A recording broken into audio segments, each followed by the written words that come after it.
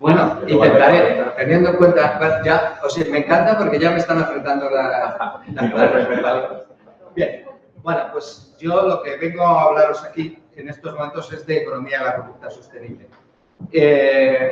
Bueno, encima de que me han apretado ya 30 minutos, pues ya os puedo decir sencillamente que la cosa va a ir bastante deprisa.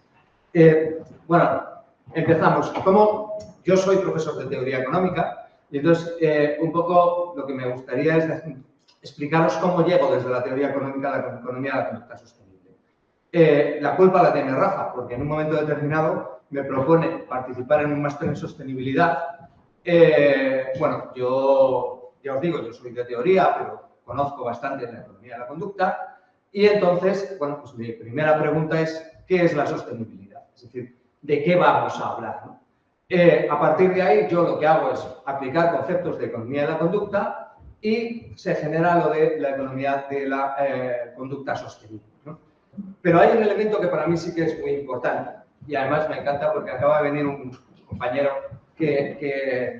con quien discuto habitualmente sobre estos temas, ¿no? Y es cuál es el papel del investigador. ¿Cuál es el papel realmente de los que nos dedicamos a la investigación y los dedicamos a la universidad? Yo creo que nuestro papel es ser políticamente incorrectos. Es decir, nuestro papel es detectar dónde existen problemas, detectar los fallos que se están produciendo y a partir de ahí buscar soluciones. Entonces, claro, si este es el planteamiento, si os dais cuenta, a mí esto ya me estructura la historia. Es decir, lo primero es, vamos a ver qué problemas tenemos en el mundo. En segundo lugar, vamos a ver qué es la sostenibilidad, qué es, en realidad, de qué hablamos cuando hablamos de sostenibilidad. Luego hablaría de economía de la conducta, pero de eso ya os digo que ya no os voy a hablar porque vosotros, vamos a decir, todo el mundo aquí sabe mucho de economía de la conducta y a partir de ahí ver qué se puede hacer desde el punto de vista de la economía de la conducta sostenible, ¿vale? Bueno, como os digo, identificando problemas, qué es y cómo se usa la sostenibilidad. Bueno, algo que ya os voy a dejar claro y es que yo no creo en el crecimiento sostenible. Para mí el crecimiento sostenible es un oxímoron, es decir, son dos términos contrapuestos, es un muerto viviente. Vamos, es decir, crecimiento y sostenible son dos términos que son contrapuestos y a partir de ahí, como os digo, la economía de la conducta sostenible. Bueno, identificando problemas. Os voy a ir poniendo una serie de gráficos muy rapiditos, ¿vale? Pero hay una cosa que quiero, una idea fuerza que quiero que quede presente desde el momento 1. El planeta no está en peligro, la humanidad está en peligro. El planeta va a seguir. Una vez que la humanidad desaparezca del planeta, que tal y como estamos jugando desaparecerá, el planeta va a seguir. Lo dominarán las moscas, las hormigas o los conejos de campo. Pero seguirá existiendo el planeta, ¿vale? O sea que cuando decimos no hay planeta B, sí hay planeta B, y C, y D y hasta Z. Eso sí, a lo mejor sin humanidad. Bien, bueno, pues problemas. Esta es la evolución de la población mundial. Como podéis ver, estamos creciendo a una tasa absolutamente brutal. Es decir, la población se está incrementando de una manera absolutamente brutal, de tal forma que en la actualidad somos 8.000 millones de personas, que además no viven ya en los países desarrollados, sino que, como veis, bueno, pues básicamente China, la India, etcétera, tienen unas tasas de crecimiento absolutamente brutales, ¿vale? El reparto de los alimentos. Bueno, nos encontramos con que tenemos cerca de 2.000 millones de personas con un problema alimentario, es decir, que no saben ni siquiera si van a poder hacer una comida al día. Y por el otro lado, tenemos la otra pandemia. Es decir, tenemos 1.000 millones de personas que son obesas. Que quiere decir que comen más de lo que deberían comer. Ya, os lo digo para que empecéis a ver cómo la cosa del reparto es un poco fuerte. Esta es la tasa de crecimiento de la obesidad en España. Para que... Y aquí, lo del modelo económico. Recordad este gráfico porque este gráfico lo vamos a seguir manteniendo a lo largo del trabajo durante mucho tiempo. Esto lo que nos indica es cuántos planetas necesitamos para mantener el actual nivel de vida por países. En el caso del mundo, estamos aproximadamente cerca de los 2 planetas. Lo que quiere decir sencillamente es cuántos recursos de los que hay en el planeta necesitamos para seguir manteniendo el actual nivel de vida. En el caso de España estamos aproximadamente en 2,5 veces y en el caso de Estados Unidos estaríamos en 4 veces. Pero quiero que lo tengáis en mente, porque claro, el problema fundamental de esto es, ¿tenemos recursos para seguir manteniendo el nivel de vida actual? Respuesta, no. Bien, esta es la distribución de la riqueza mundial y en España. Como veréis, no parece que la cosa sea muy equitativa, que digamos. O sea que este es otro problema adicional, es decir, tenemos la riqueza fatalmente distribuida.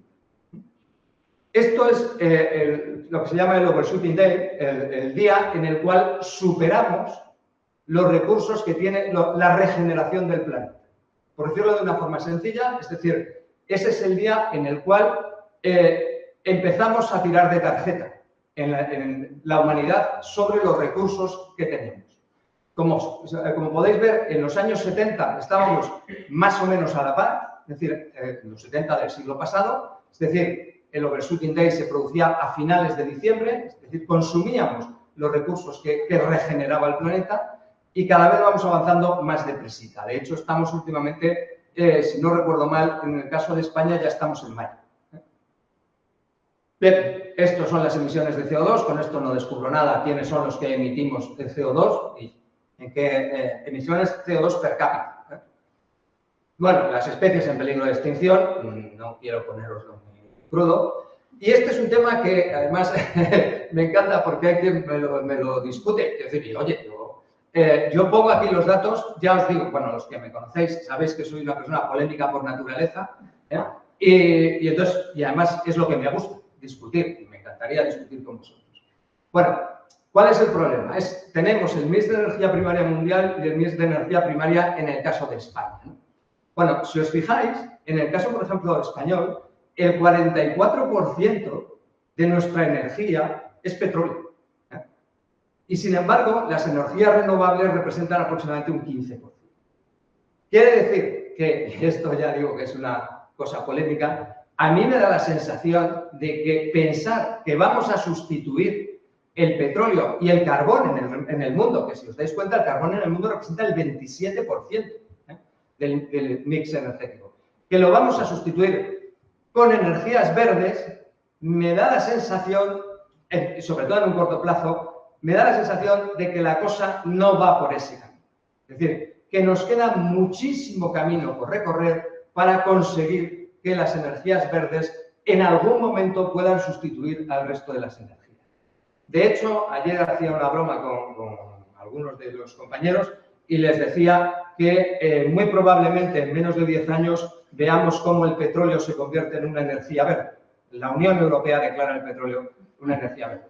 Sobre todo para los que son de mi generación, que nos pasamos toda la vida llevando en la carpeta o en chapas diciendo nucleares no gracias, y ahora nos tenemos que tragar que la energía nuclear es verde. En fin, sin comentar.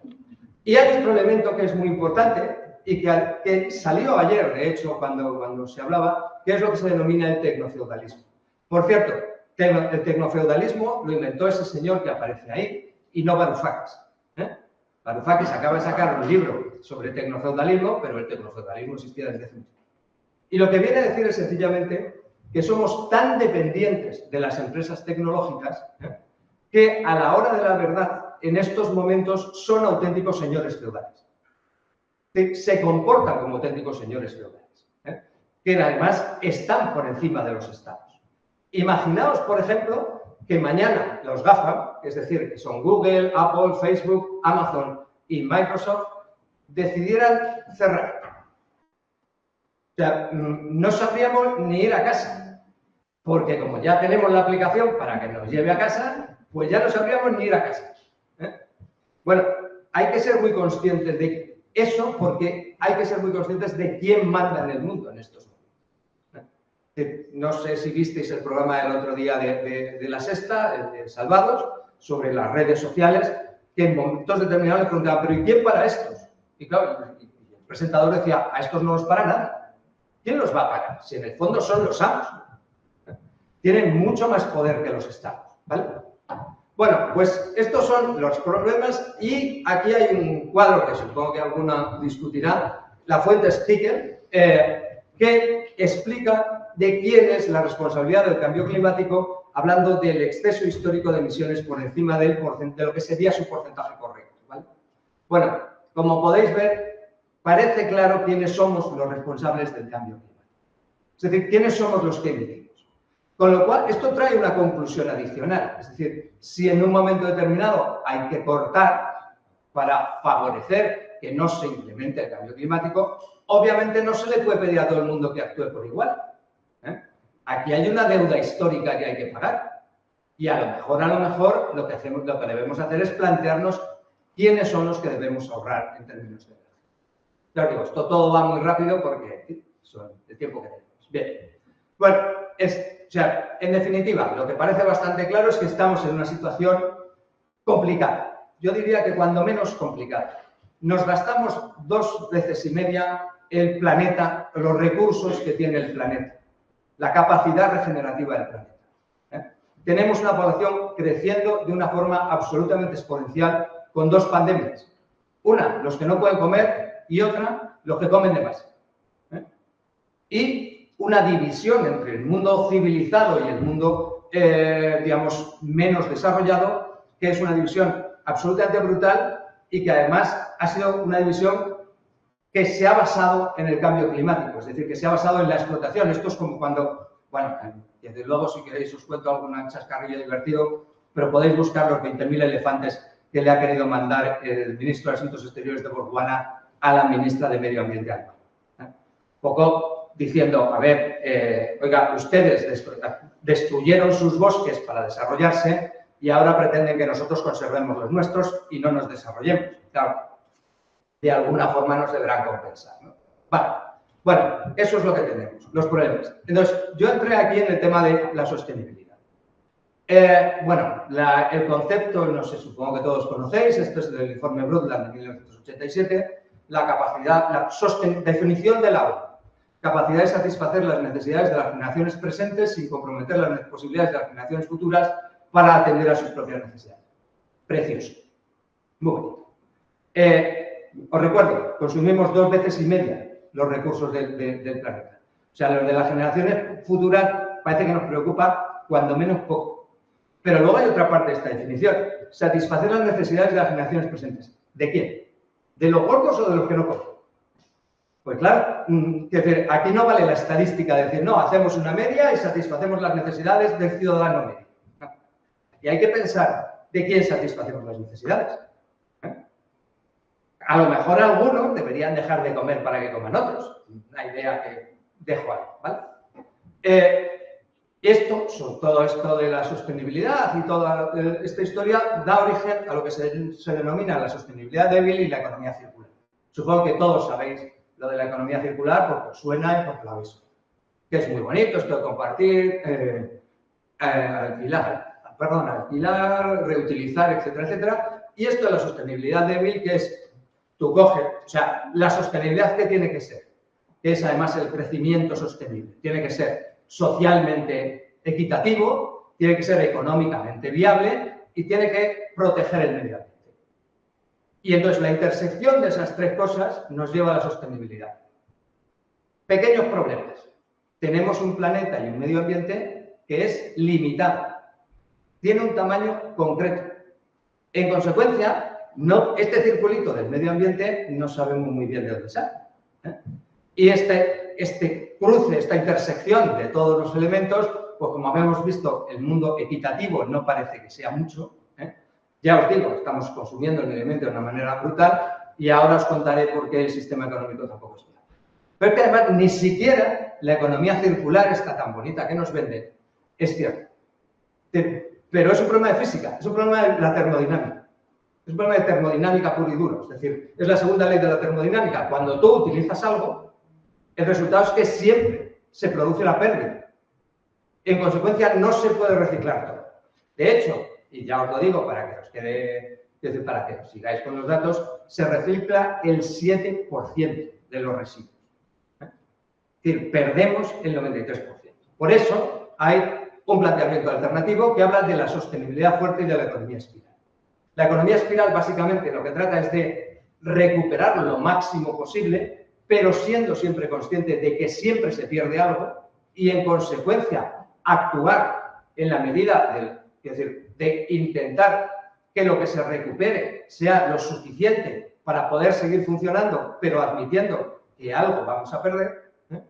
Y luego el tema de la sostenibilidad fuerte, que como veis el planteamiento es completamente diferente. Porque, ¿qué es lo que dice? Lo que dice es, ¿la restricción cuál es?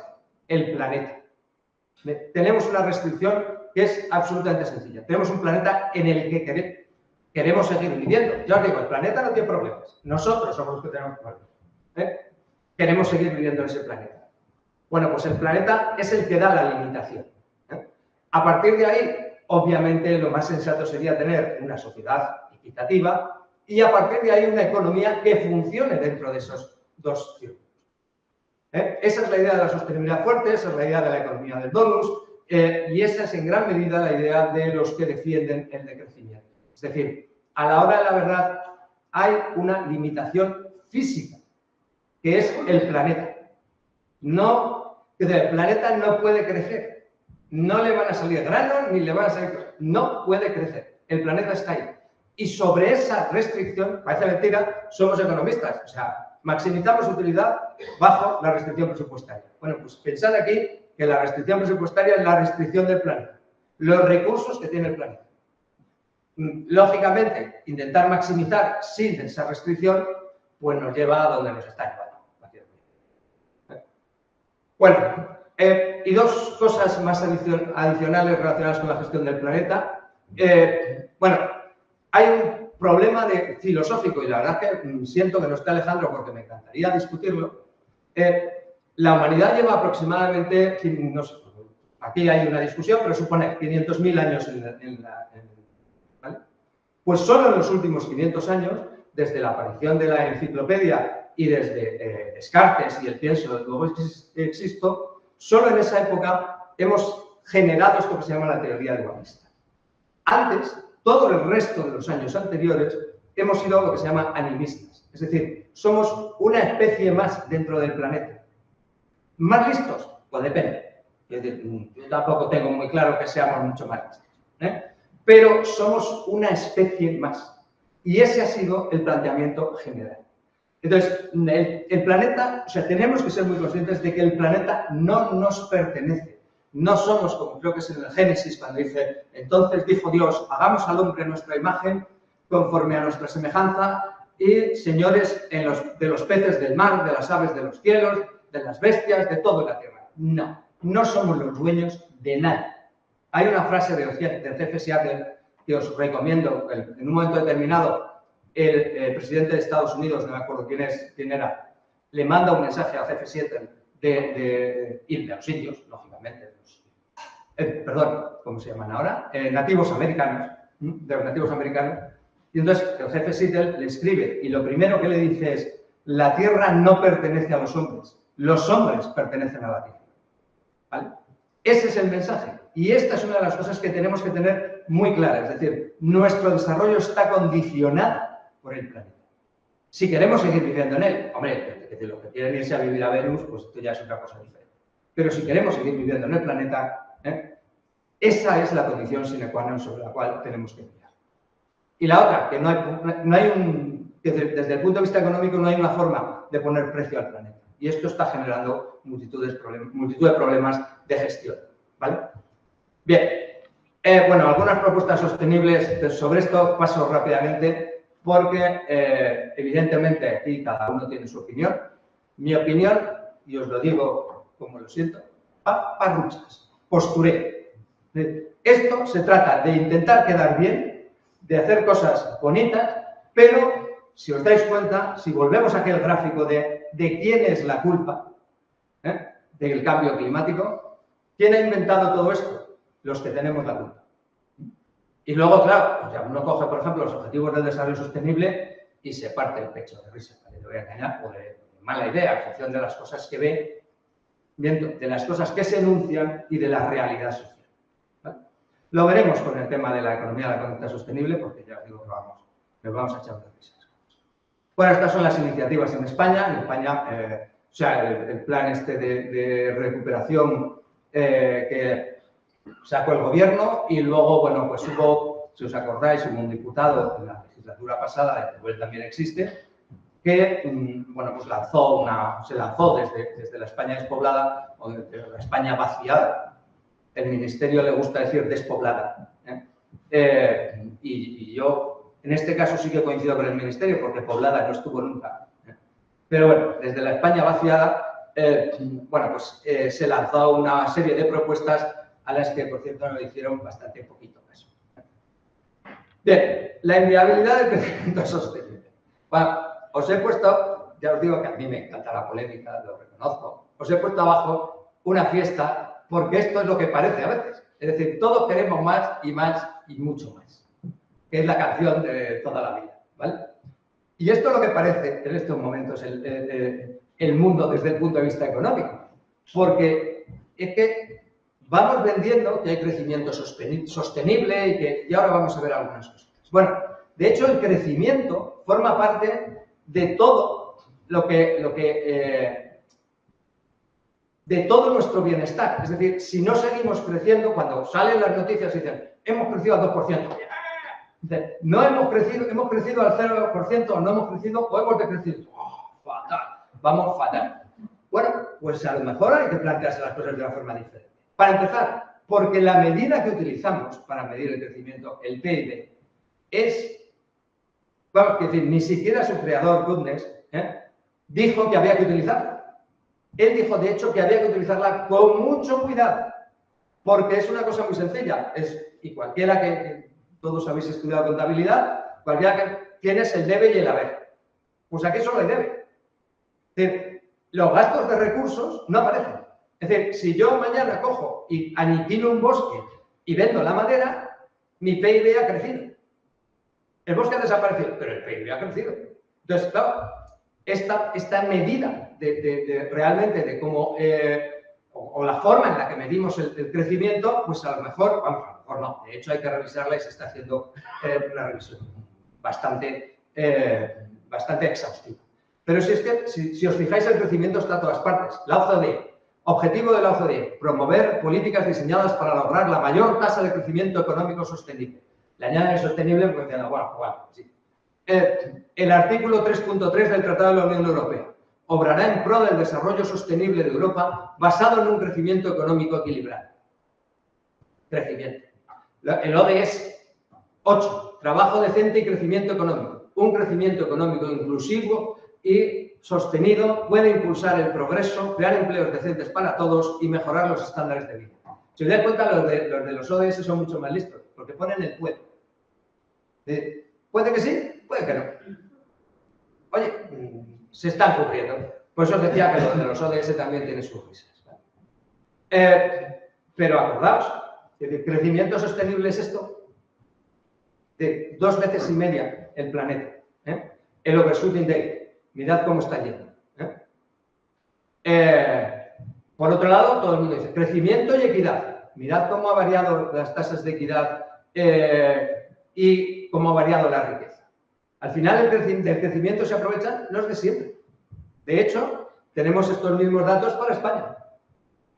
Ha crecido mucho la economía, pero sin embargo la distribución de la riqueza sigue siendo la misma, idéntica. O sea que el crecimiento no sé si está bien o mal, pero desde luego del crecimiento se aprovechan solo unos cuantos.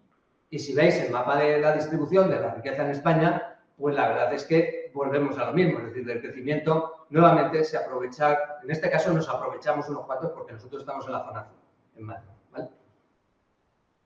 Luego están los costes del crecimiento, la huella ecológica por países, podríamos discutir mucho sobre si la huella ecológica mide bien o mide mal, pero dejémoslo ahí, la huella ecológica por países. Volver a mirar quiénes tienen la culpa, quiénes están aprovechando el crecimiento y quiénes están generando la huella ecológica, ¿vale? Y la relación entre tasa de crecimiento y bienestar humano. Claro, los que crecen como Dios manda, en nuestro caso, mejora el bienestar humano, pero los que no crecen están en una situación más complicada. Y luego, es necesario el crecimiento, que esto cuando yo me metí ya en todo este charco, dije, bueno, vamos a ver. ¿Tiene sentido esto de estar continuamente basándonos en el crecimiento? Bueno, pues aquí ya aparece la economía de la conducta y está la paradoja de Sterling.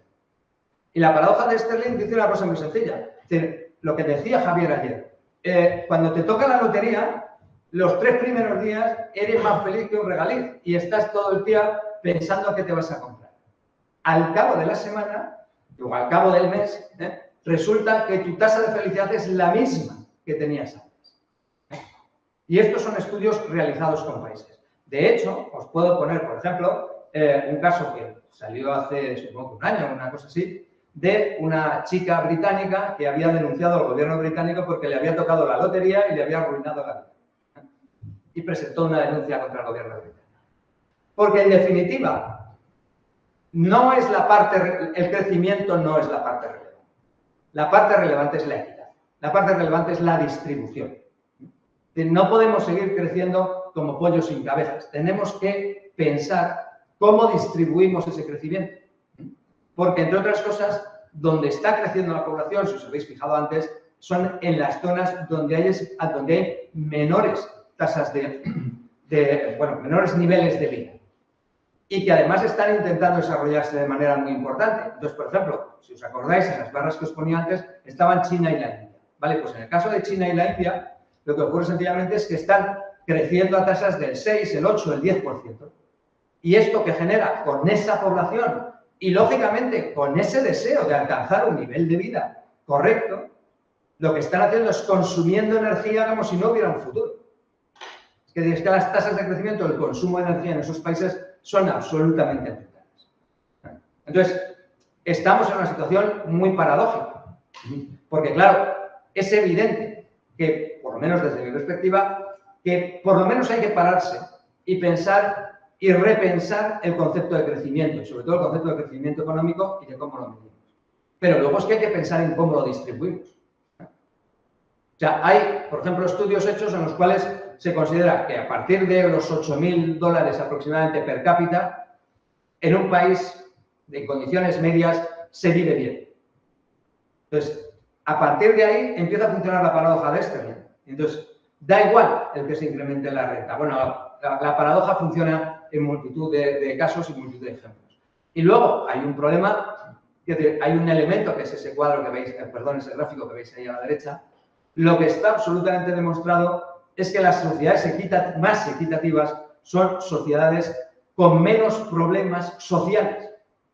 Es decir, y tenemos aquí casos, por ejemplo, de colombianos, es decir, que es una sociedad mucho menos equitativa que la española y donde pues hay mucha gente, poca gente con mucho dinero y mucha gente con poco dinero, mucha gente en esta economía informal. ¿Qué genera eso? Que la gente con mucho dinero sale escoltada hasta para comprar el pan. Porque los problemas sociales y los problemas de atracos, etcétera, etcétera, son absolutamente brutales. Pero no solo son los problemas sociales, son los problemas sanitarios, que tienen un coste absolutamente brutal también. Es decir, hay toda una serie de problemas asociados a la desigual distribución de la renta. Con lo cual, ya os digo, yo creo que en algún momento deberíamos pararnos y preguntarnos, ¿es necesario el crecimiento o es necesaria la distribución? Que yo creo que es mucho mejor. Y luego, no existe el crecimiento verde, o sea, el crecimiento sostenible. Bueno, vamos a ver. Más crecimiento supone mayor demanda de energía, lo que os decía de China y la India, ¿no? Es decir, países que están intentando alcanzar un nivel de vida elevado y que, en consecuencia, con unas poblaciones absolutamente brutales, se lanzan a un mayor consumo de energía. Por otro lado, la transición hacia las energías verdes tampoco es a coste cero. Hay una cuestión que es muy importante y que desarrollan, hay un libro precioso de Valero y Valero, que son un padre y una hija, que se titula Tanatia, me parece que se llama. Son dos ingenieros, por cierto. Y es un libro precioso que lo que vienen a decir es, vamos a ver, estamos basando todo el desarrollo en metales raros. Pero claro, esto es nuestra gran habilidad, pero al mismo tiempo nuestro gran problema. Porque en la medida, por eso se llaman metales raros, que hay pocos, basarnos en esos metales, la cosa puede ser, puede ser complicada. Lógicamente, lo que te viene a decir es que fallas en aquel punto que tienes más débil, lógicamente. Y si resulta que te estás basando en metales raros, pues luego te vas a encontrar en una situación donde además el precio de los metales raros se está incrementando de una manera absolutamente brutal. Esto es una cosa que discutí antes con un compañero y que, bueno, luego pondré una cita, pero él mantiene que no, que dice que la implementación masiva de paneles solares y aerogeneradores cambiará el clima. Ya os digo, yo aquí lo reconozco, es decir, yo esto cito algo que luego comentaré, pero yo no soy un ingeniero, yo no soy además medioambientalista y en consecuencia simplemente cito lo que me han dicho, ¿no? Y tampoco, y esta es una cosa que me encanta, cuando uno habla, bueno, cuando uno no, cuando los gobiernos y esta maravillosa vicepresidenta que hemos tenido hablan de la transición verde, nadie cuenta todas las energías fósiles necesarias para implementar esas energías verdes. Es decir, cuando yo planto un aerogenerador, necesito fabricar acero. Y el acero, que yo sepa, todavía no se fabrica con energía verde. Necesito hacer unos pilares de cemento inmensos. Y todavía, que yo sepa, tampoco se fabrican con energía verde. Es decir, no se hacen explícitos esos costes. Ya no os digo los costes alternativos del uso alternativo de los territorios, ¿no? Yo dirijo una cátedra en un territorio muy concreto, que es en la provincia de León, donde está el Bierzo. El Bierzo, bueno, para haceros una idea, durante muchos años se dedicó a la extracción del carbón y luego el carbón lo que se hacía se llevaba a las centrales térmicas y las centrales térmicas generaban energía eléctrica que se distribuía.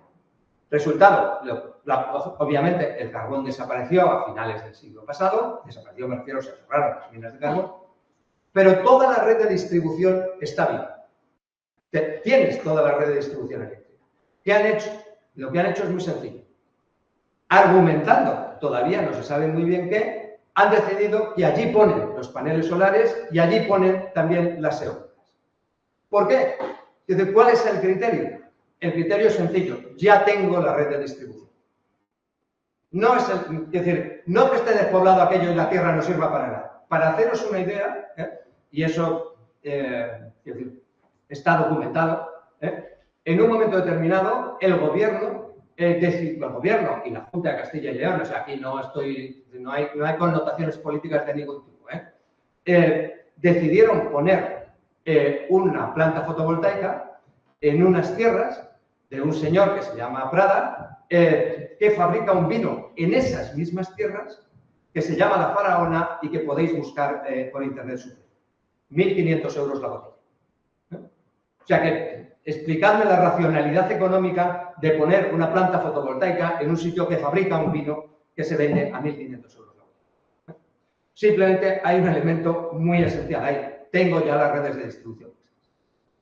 Bien. Bueno, y entonces ya entramos en la economía de la conducta sostenible, porque si no, me voy a ir. Bien, ¿para qué puede servir la economía de la conducta sostenible? Yo, desde mi perspectiva, y esto es absolutamente personal, creo que tenemos que tener una cosa muy clara. La economía de la conducta sostenible no sirve para cambiar el actual, o mejor dicho, para sostener el actual modelo económico, que es insostenible. O sea, no podemos actuar para eso. Lo que sí que podemos utilizar es la economía del comportamiento, la economía de la conducta sostenible, para la búsqueda justo de eso, de una economía más sostenible. Pero ya os digo, desde mi perspectiva, el modelo económico actual no es viable. Lo que os decía de las 2 veces. ¿Vale? ¿Y por qué la economía de la conducta sostenible? Pues por 2 elementos, por muchos, pero por 2 elementos básicos. Muchas veces tendemos a pensar, esto del cambio climático, esto es una cosa que yo no puedo hacer nada, porque esto es una cosa de los gobiernos, no es verdad. Es decir, aquí actuamos todos, aquí todos formamos parte del problema. Es decir, si yo resulta que compro con bolsas de plástico, pues resulta que estoy contribuyendo a mantener el problema. Si decido irme a la compra con una bolsa de tela, estoy contribuyendo a solucionar el problema. Si decido moverme en estos coches ahora tan modernos que hay, que parecen armarios con ruedas, y que, en definitiva, consumen una cantidad de, bueno, puede ser petróleo, energía eléctrica, etc. En vez de utilizar el transporte público, pues resulta que yo estoy contribuyendo al problema. Si cojo el AVE, en vez de coger un tren de una velocidad menor, para haceros una idea, el AVE gasta 9 veces más energía que un tren que va a 100 km/h.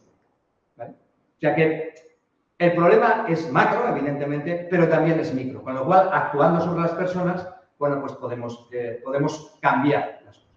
Y por otro lado, porque en realidad queremos cambiar, o por lo menos esto es lo que decimos, ahora lo veremos. Es decir, todas las encuestas que se han hecho en los diferentes países desarrollados, la gente está, y de hecho, por ejemplo, en el caso del Eurobarómetro, la gente en Europa y en España está dispuesta a renunciar a parte de su bienestar para luchar contra el cambio climático. Con lo cual, bueno, pues a la hora de la verdad, todos queremos estar en eso. Pero hay dos cosas que yo creo que son muy importantes. No hay que ni dejarse engañar ni autoengañarse, ¿vale? El dejarse engañar, bueno, pues las empresas mienten como yacas. El greenwashing creo que todos lo conocéis, o sea, no hay nada nuevo que decir. Pero además hacen una cosa muy divertida. En un momento determinado, su discurso ha pasado a que ellos no son los culpables del cambio climático, sino que nosotros somos los culpables del cambio climático. O sea, el productor no es el responsable del cambio climático, es el consumidor el que es responsable. Es decir, que a ti te den el queso envuelto en, o mejor dicho, envuelto en plástico, sí, en una bandeja de plástico y luego con más cinta de plástico, eso no es un problema. El problema es tú, que luego no coges ese plástico y lo reciclas. En fin, el mensaje es un poco... Y luego, por otro lado, tendemos a engañarnos a nosotros mismos, eso yo lo llamo green mind washing, pero que es, en definitiva, decir una cosa y hacer otra.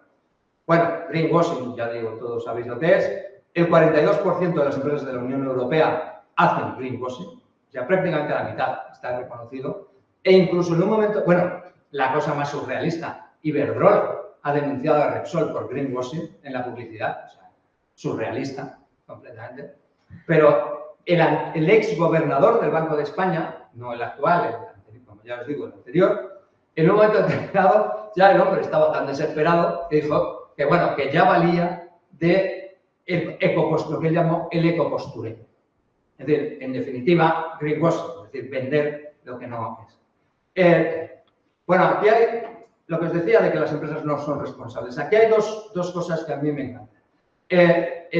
Arriba es una cosa, es una ONG americana que se llama Keep American Beautiful, y el anuncio era, eso se llama, podéis verlo por internet, se llama Crying India.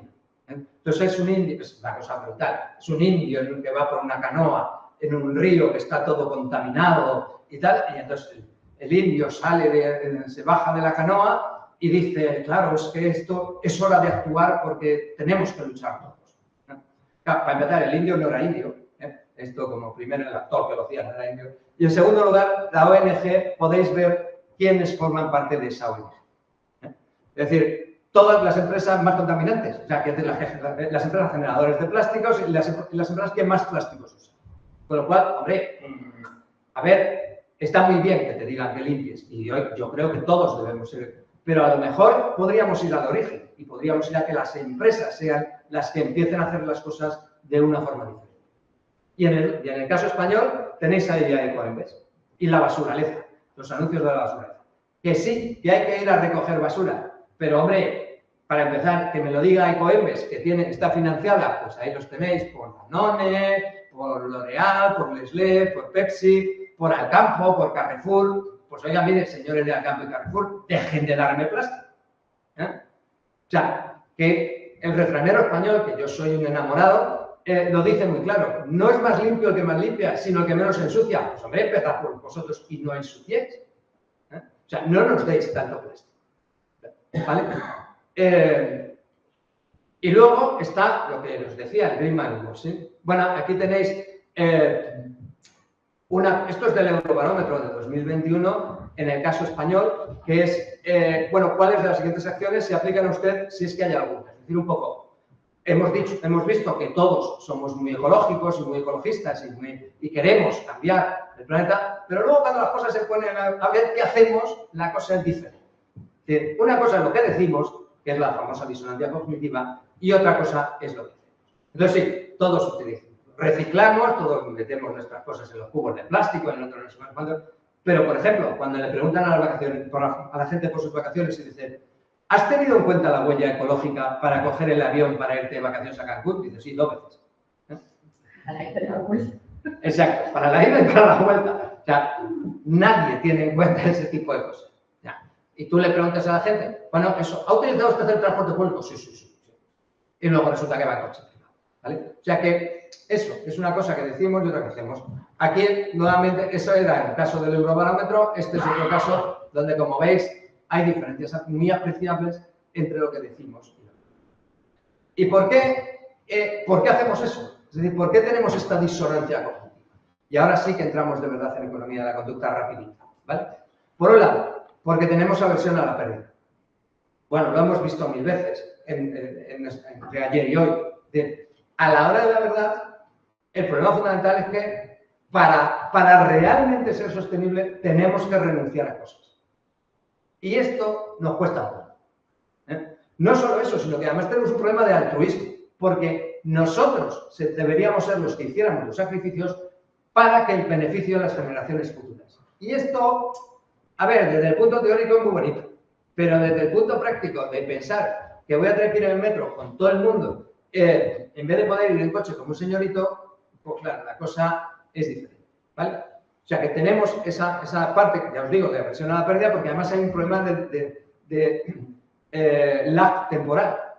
Los beneficios van a ser para las generaciones futuras, para los jóvenes, pero los costes van a ser para nuestras generaciones. ¿Vale? También tenemos un sesgo al presente, es decir, a la hora de la verdad enfatizamos los costes presentes y, en general, tendemos a ver poco los beneficios futuros. Entre otras cosas, por lo que os decía antes, porque los beneficios futuros muchas veces no van a ser ni nuestros. Y además infravaloramos los peligros futuros. Bueno, esto en el caso de los seguros, esto es absolutamente terrible. O sea, a mí, por ejemplo, me sorprende cómo haya gente viviendo en Florida. ¿Ya? Es decir, vamos a ver, si sabes que te va a llegar un huracán, sí o sí, chico, no sé, poquito de sentido común a lo mejor vendría bien, ¿no? Bueno, y, por ejemplo, es decir, enfatizar los costes presentes y tener un poco en cuenta los beneficios futuros hace, por ejemplo, que sobreexplotemos, por ejemplo, las zonas pesqueras o los bosques, etc. Bueno, esto es una de las cosas que a mí me encanta, que es lo que se llama el efecto rebote. La frase de arriba la encontré en un trabajo de Resco de Dios y me encanta, porque se nos aplica a nosotros, a los profesores de universidad y a los investigadores, vamos, nos viene como un guante. Los conceptos gestados en el sosiego del despacho de un profesor pueden destruir una civilización. Y es así, porque a veces nos hacemos nuestro mapa mental, creamos nuestro mundo, no sé qué, no sé cuánto, y cuando vamos con ese modelito a aplicarlo a la realidad, pues nos encontramos con situaciones que no tienen nada que ver. Sobre todo con una situación que es lo que recoge el efecto rebote, que es una situación en la cual tú diseñas algo, francamente, que crees que está muy bien, pero que tiene una segunda derivada o que tiene un efecto indirecto. Y resulta que el efecto indirecto es mucho peor que el efecto directo. El efecto cobra, que cuando os pase la presentación podéis pinchar e ir a ver el efecto cobra. El efecto cobra fue la primera vez que se presentó este efecto. Y os cuento la historia también muy deprisa. El gobierno británico vio que había una epidemia de cobras en la India. Y dijo, bueno, los británicos, esto lo solucionamos nosotros de una patada. Vamos a comprarle a la gente pieles de cobra. Cada vez que me traiga alguien una piel de cobra, le doy 10 rublos. No, debían pensar que los indios eran tontos. Porque, ¿qué hicieron los indios? Dijeron, el negocio del siglo, criaderos de cobras. Entonces, se pusieron a hacer criaderos de cobras. Resultado, claro, cuando el gobierno británico vio que aquello se le iba de las manos porque cada día le llegaban miles y miles de cobras, decidió que se había acabado la política. ¿Qué hicieron los de los criaderos de cobra? Ya no les servía para nada, la soltaron. ¿No? De verdad, esto es una cosa absolutamente real. Con lo cual, este es uno de los problemas. Es decir, a veces diseñas una política, por eso hay que ser muy consciente de que tienes que tener en cuenta los efectos directos y los efectos indirectos. Porque, en definitiva, a veces diseñas políticas que teóricamente te van muy bien y que son políticas muy claras, con un objetivo muy claro, pero tienen un efecto indirecto. Las zonas de bajas emisiones os puedo luego si queréis os comento mi pensamiento sobre las zonas de bajas emisiones, que son también muy divertidas, muy progresistas sobre todo. Bueno, el caso, y os pongo dos casos. El caso de Estados Unidos y los biocombustibles. En un momento determinado, Estados Unidos decide que lo que va a hacer es producir soja para generar biocombustibles. Claro, el problema sencillamente es que se eliminan otros... Bueno, ya no quiero contar lo que pasa con esos campos de soja en Brasil, es decir, van entrando los bulldozers en el Amazonas para plantar soja, pero bueno, el problema fundamental es que, lógicamente, quitas otros cultivos, los sustituyes por soja. Eso hace sencillamente que suba el precio de los otros productos. Y al final lo que te encuentras es una situación en la cual te ha disminuido la oferta de otros productos y te ha subido, digamos, el precio de esos otros productos, ¿vale? Y aquí el otro ejemplo de las plantas fotovoltaicas del Sáhara no lo discuto porque reconozco que yo no soy investigador. Es una cita absolutamente literal, ¿vale? Bueno, y el efecto rebote, que es, en definitiva, bueno, hay dos efectos ahora que nos vamos a echar unas risas. El efecto rebote es, en definitiva, tú nuevamente haces una cosa, pero tienes un efecto... bueno, perdón, el efecto rebote estaba hablando ya antes. Es decir, aquí hay otros ejemplos muy duros del efecto rebote, ¿vale? Y creo que tengo la frase por ahí, ¿no? Bueno, el efecto rebote está provocando, por ejemplo, que se esté acosando y a veces generando políticas que no admitiríamos en nuestro país sobre las poblaciones de determinados territorios de África. Porque lo que se pretende es conservar esos espacios para que haya cebras, para que haya rinocerontes, para que haya elefantes y para que podamos ir a hacerle fotos. Pero claro, a cambio, la gente que está viviendo en esos territorios no puede seguir viviendo en ellos, porque si cazan los elefantes, pues no funciona. Resultado, lo que ocurre sencillamente es que estamos expulsando a la gente de esos territorios. Y de hecho, podéis encontrar incluso en peticiones de apoyo a las poblaciones indígenas que son eliminadas de sus territorios para seguir, a veces, para explotaciones agrícolas y forestales, y otras veces incluso para, para defender, digamos, estos espacios naturales que debemos seguir teniendo para hacernos fotos. En el caso de la Unión Europea, pues el Pacto Verde, el plan de reforestación, el plan de restablecimiento de la naturaleza, etcétera. Y esta, ya os digo, es una percepción muy personal desde alguien que trabaja en el medio rural. O que trabaja a veces en el medio rural, entonces, mi idea es que se está intentando expulsar a la gente que vive en el medio rural para tres cosas. Una, para el ocio, es decir, para que puedas ir a hacerte las fotos y decir, ¡ay, qué bonito es el campo! ¡Qué maravilloso! Si ya van vestidos de sevillanas o si van vestidos de bandoleros estilo Curro Jiménez, ya sería maravilloso. Eso por un lado. Dos, para generar las instalaciones fotovoltaicas y eólicas, es decir, para generar energía verde para las ciudades. Porque esa energía verde no se queda allí, se traslada hacia las ciudades. Y tres, para lo que para mí es más peligroso, y es para los negocios de intercambio de emisiones. Es decir, tú ahora puedes plantar una fábrica aquí y comprarte un bosque en Soria, o plantar un bosque en Soria. La contaminación que generas aquí es compensada por tu bosque de Soria. Obviamente ahí te sobra la gente, porque tú necesitas el bosque, no necesitas a la gente.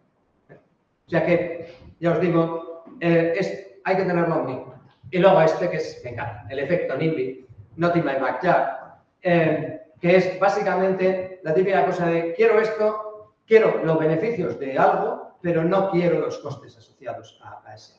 Es decir, hay una canción de Joan Manuel Serrat que dice, que os Serrat me encanta, que dice, esto es la gente que va a cagar a casa ajena. Bueno, pues esta es un poco la idea. Y os he puesto varios ejemplos, ¿vale? El famoso pony de von der Leyen, este es un ejemplo que no sé si conocéis, pero que a mí me encanta. Sabéis que el lobo está súper protegido en la Unión Europea, ya me estoy fuera de tiempo totalmente. Bueno, pues os dejo la presentación y luego seguís, pero quiero acabar con esto.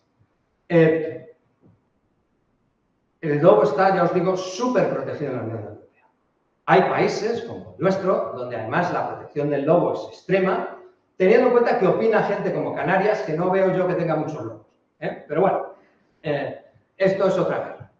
Pero ¿qué ocurre? En un momento determinado, la señora von der Leyen, la presidenta de la Comisión Europea, que tiene una cuadra de caballos, hija ella, ¿no?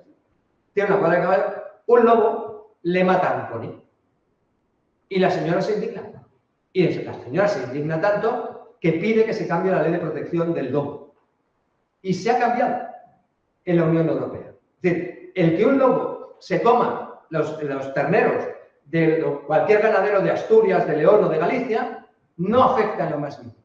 Que se coma un pony de la señora von der Leyen hace que se cambie la legislación europea.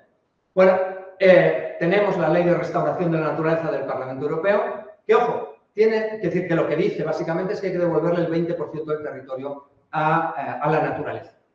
Pero, ojo, aquí hay excepciones. Las ciudades no cuentan. O sea, no hay que derribar edificios para devolver el 20%. Las ciudades no. Y los parques fotovoltaicos y eólicos tampoco cuentan porque son de interés público general. O sea que al final, ¿quién tiene que devolver la tierra? Los agricultores, los ganaderos y los de la pesca. Está bien porque todos somos muy ecológicos, pero... Y, bueno, casos como, por ejemplo, el litio, que hay litio en España, poco parece ser, pero también hay litio en la Unión Europea, pero que no se extrae porque es altamente contaminante. Ahí tenéis la extracción de litio en el desierto de Atacama, que lo está destrozando.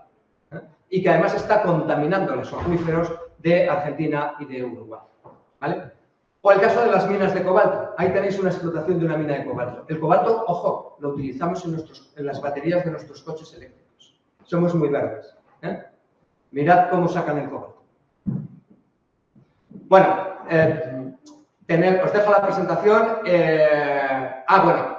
Sí, acabo aquí ya y os dejo la presentación y la veis, ¿vale? De cómo se pueden utilizar. Pero es que no me puedo resistir a esta frase porque me dejó absolutamente desconcertado. Este señor es el exdirector científico de World Wide Fund, es decir, la ONG esta del panda que creo que todos conocéis. Y que dice textualmente: no queremos restaurar las praderas de Illinois que están cultivadas con soja en un 99% de su superficie, ya que recuperar la naturaleza ahí conllevaría el fin del mundo civilizado. No somos naif. Tenemos que planificar zonas para un uso intensivo de la tierra y otras para su conservación, donde dejaremos el espacio necesario para los tigres, los rinocerontes y los elefantes para las generaciones futuras. No sé si merece algún comentario. Lo que os decía, esto lo que genera es expulsión de las poblaciones originarias de las reservas. Bien, bueno, pues no me da tiempo y además, con lo cual, el efecto confesionario es otra cosa que es muy divertida porque aquí somos muy católicos en esto. O sea, ¿qué es lo que hacemos? Lo que hacemos todo tipo de cosas. Luego, ponemos 3 bombillas de LED, utilizamos un coche eléctrico que gasta no sé cuántos, gastamos energía como locos, luego ponemos 3 bombillas de LED y oye, ya está, ya lo hemos apañado, ya está todo muy bien corregido o por ejemplo eso, apagamos las luces durante 1 hora el día de la Tierra. Uy, qué ecológicos son.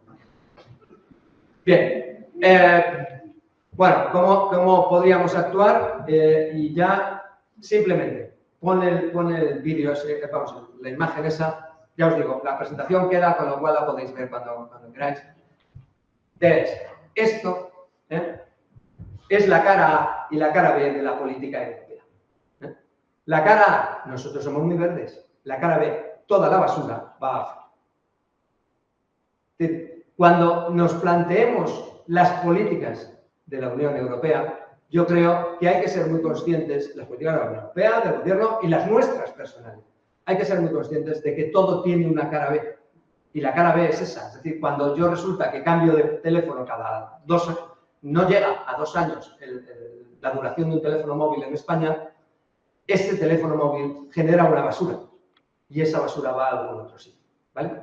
Yo termino con esta frase, que esta sí que es mía, que dice que cuando tu jardín o cuando tu patio tiene un espacio limitado, como es el caso de la Tierra, da igual donde entierres la basura, el hedor te acaba llegando. O sea que o nos dedicamos todos a cuidar el planeta y utilizando la economía de la conducta, o la verdad es que yo creo que vamos a estar en una situación complicada en un plazo no muy largo. Vale, muchas gracias.